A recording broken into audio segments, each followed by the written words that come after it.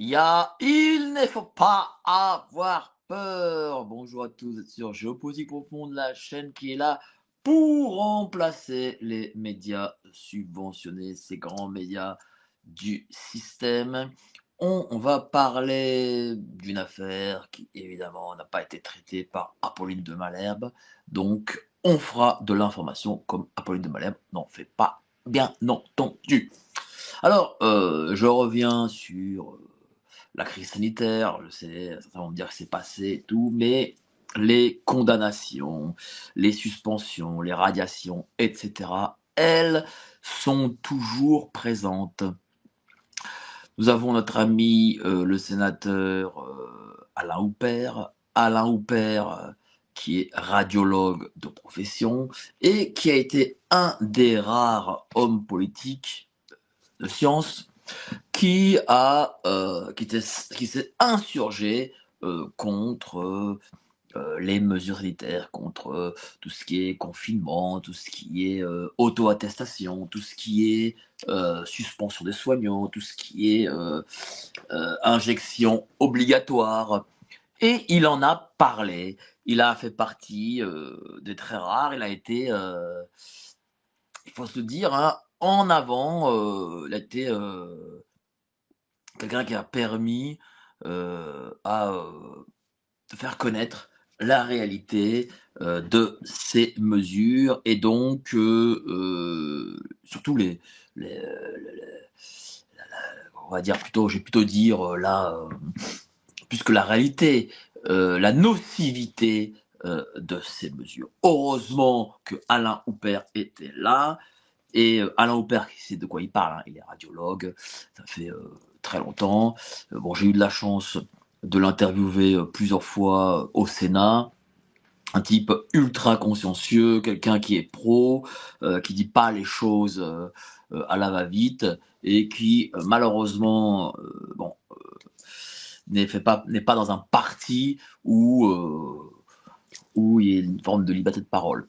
D'ailleurs, il m'avait expliqué à l'époque qu'il était ultra minoritaire dans son parti et qu'au Sénat, hormis lui et Madame Muller-Brown, eh bien, tous étaient favorables aux mesures gouvernementales, son parti CLR, et dont Monsieur Rotaillot d'ailleurs était favorable à toutes les mesures gouvernementales, dont la suspension des soignants, etc., etc.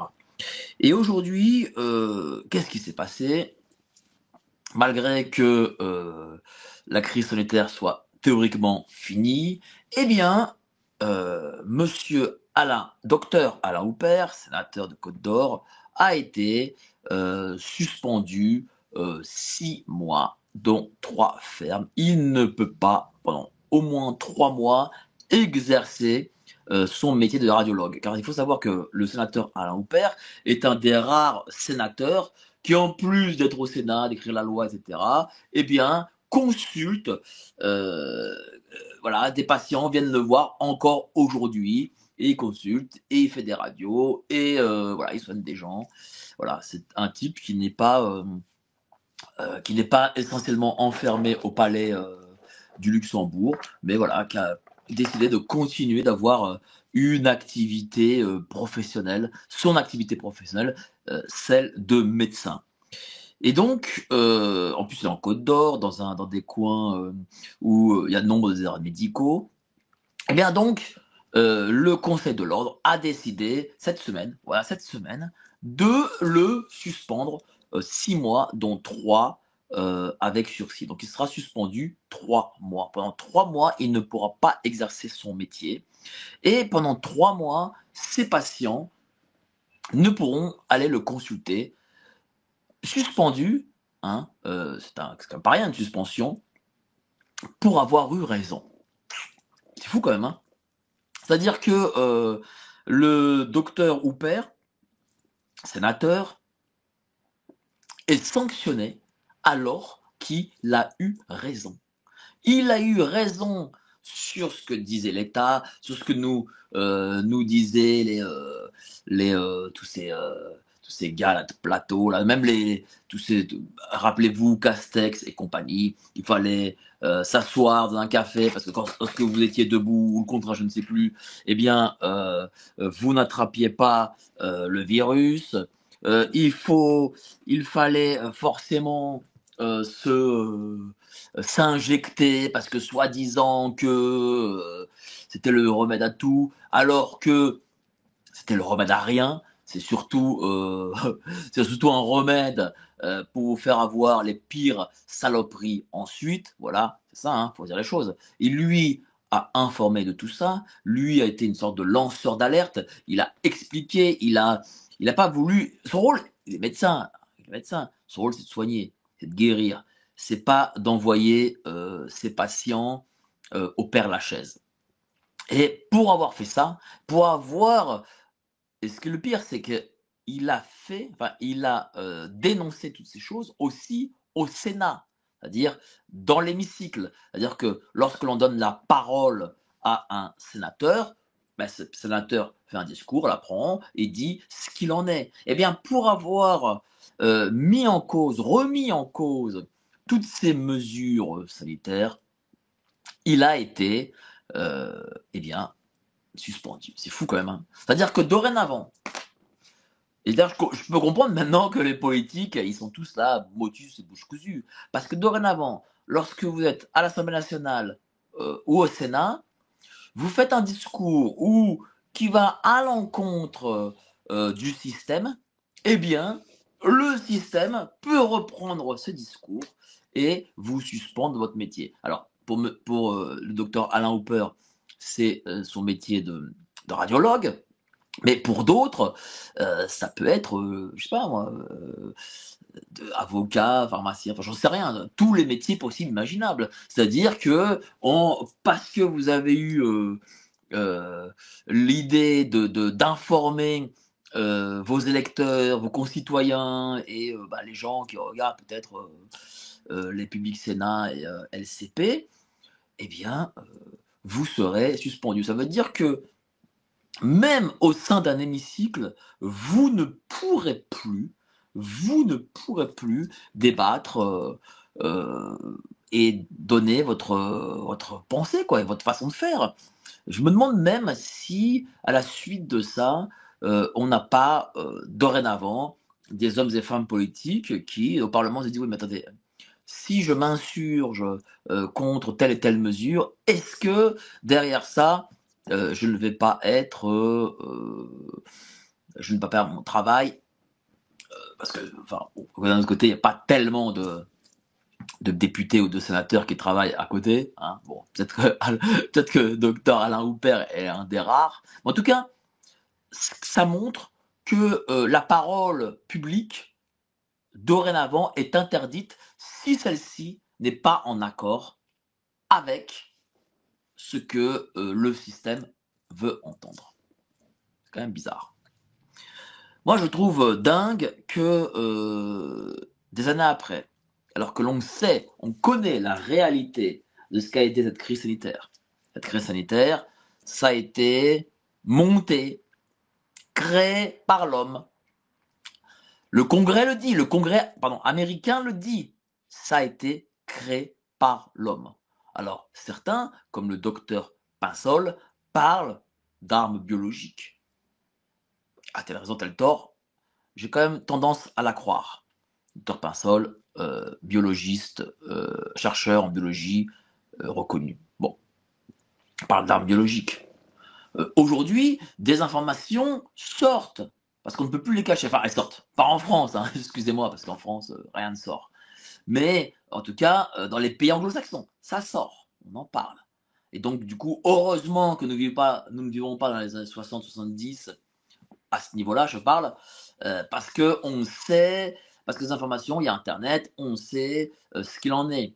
Même si 95% de la population ne va pas regarder les sites américains pour savoir quelles sont les avancées sur la filouterie, on va dire, du, de cette crise sanitaire. Et bon, en tout cas, dans tous les cas, on sait plus qu'on aurait pu savoir à 40-50 ans où ces moyens techniques n'existaient pas, qu'il y a une filouterie derrière. Voilà. On ne le on le sait un peu plus, même si malheureusement les gens, ne sont pas, spécialement intéressés, par ce qui s'est passé, préférant s'échapper dans une forme de déni ou prendre, ce fait et se le mettre je ne sais où, derrière le crâne pour ne pas avoir à réfléchir, à la façon dont ils ont été arnaqués. Parce qu'il faut dire les choses, les gens ont été arnaqués, nous avons tous été arnaqués. Nous avons tous fait des trucs complètement débiles qu'on n'aurait jamais fait en temps normal. Mais bon, certains l'ont compris plus vite que d'autres. Voilà, tout simplement. Mais pour que tous finissent par le comprendre, il faut que derrière ça, des grands médias, nous-mêmes, rabâchions l'arnaque que cette période a été. Et d'ailleurs, on paye cette période. On paye cette période. On nous, d'abord, par des inversions morales, c'est les choses. Deuxième chose, par la dette. 1000 euros en moins de 10 1000 milliards, pardon, 1000 euros, ça aurait été pas mal. 1000 milliards en moins de 10 ans. Alors peut-être fabriqué, peut-être une dette qui va nous amener vers ce fameux Great Reset, c'est possible aussi. Hein. En tout cas, cet argent a été perdu. Bien entendu, ceux qui payent, et ça c'est le plus grave pour moi, c'est tous ceux qui ont dorénavant des, euh, des effets. Voilà, des effets sur leur vie, sur leur santé, sur leur famille, comme Marie-Charlotte Boutier que j'ai interviewé, à qui ne reste, d'après ce qu'on lui dit, que 5 ans à vivre, alors qu'elle avait 35 ans, qu'elle a 35 ans, pardon, et que Marie-Charlotte est mère de 3 enfants en bas âge. Voilà. Donc cette période en réalité n'est pas finie. Elle est peut-être finie à la télé, elle est peut-être finie dans nos salons, c'est possible, mais elle n'est pas finie dans le sens des conséquences que beaucoup subissent. Je le vois, hein, nombre de jeunes ont complètement pété les plombs. J'ai reçu par exemple une fille, non pas pour la juger, mais une jeune fille de 20 ans, mais pour comprendre pourquoi celle-ci travaille sur OnlyFans. Et pour le coup, son explication vient de l'enfermement qu'elle a subi. Je le vois là avec l'accélération du mal qui arrive, l'agressivité des gens, la disparition de certains de nos proches. Hein, voilà. Pas forcément parce que ils ont été contaminés, non, non. Juste parce que certains de nos proches, âgés, très âgés même, ont cru, parce qu'ils n'étaient pas totalement dans leur meilleure des formes, ont cru ce que le système disait et imposait. Voilà. Et pour ça, ces gens qui nous ont mis dans cette panade, eh bien, il faut se dire les choses. Il faut qu'ils payent. Moi, je pense qu'il faut qu'ils payent. Et c'est pour ça que moi, je suis reconnaissant dans le docteur Alain Houpert euh, de ne pas d'avoir continué à lutter, à résister, malgré les conséquences qu'il subit aujourd'hui, c'est-à-dire cette suspension de 6 mois, et dont 3 avec sursis, où pendant 3 mois, en Côte d'Or, ces patients ne pourront le consulter. C'est fou, hein, quand même. Hein. Et j'imagine que c'est même pas pour les questions d'argent, parce qu'il est en plus sénateur, et que un radiologue, c'est quand même quelqu'un qui a, quoi qu'il arrive, les moyens. Mais ne serait-ce que pendant 3... Déjà, le fait d'être condamné pour avoir eu raison, c'est quand même fou. Hein. C'est quand même dingue hein, d'être condamné pour avoir raison. Et deuxième chose, de ne pas voir sa clientèle, enfin, c'est pas sa clientèle, ses patients, parce que j'imagine que dans le désert médical où il se trouve, ses patients ont quand même besoin de lui. Mais on voit que là, ça continue. on continue à taper sur ceux qui ont eu raison. Et d'ailleurs, moi, par exemple, je dois beaucoup à notre ami Henri Oncode. Voilà, je le dis comme je le pense.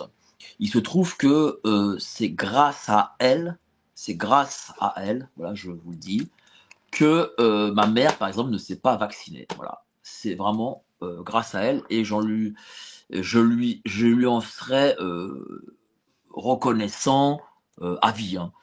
Voilà, je serais reconnaissant à Alexandra vraiment à vie. Tiens, je vais vous raconter comment ça s'est passé d'ailleurs. Ma mère allait, allait pour l'injection. Il se trouve que mes parents habitent en face de Radio Courtoisie et ce matin-là, j'avais une émission avec Alexandra. Et donc, nous traversons le boulevard et en même temps, ma mère traverse le boulevard. Voilà, vraiment le hasard, quoi, le pire hasard, voilà.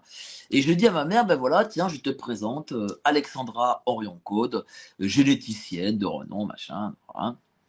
Et je lui dis, je savais ce qu'elle allait le faire, mais bon, vous savez, les parents n'écoutent pas les enfants, c'est plutôt le contraire. Et donc, je lui dis, bah tiens, toi tu vas aller à l'injection, voilà, la généticienne. Ma mère va aller se faire injecter, qu'est-ce que t'en penses, Alexandra? Et Alexandra dit quelque chose de fou. Hein. Elle dit, vous savez, madame, tous les tests de cette injection que l'on a fait sur les animaux, sachez que tous les animaux sont morts. Tous les animaux, aucun n'a survécu. Et ma mère, elle a fait comme ça, là, en l'espace d'un dixième de seconde. Et elle a dit, ah, ok. Et elle a fait demi-tour et elle est rentrée chez elle. Elle n'a jamais été injectée. Voilà. Parfois, c'est vraiment, pour le coup, la providence, quoi. C'est vraiment la providence. Hein. Je sais pas, ça devait se passer, quoi. Et donc, pour ça, je lui en serais à Alexandra éternellement reconnaissant. Voilà. Et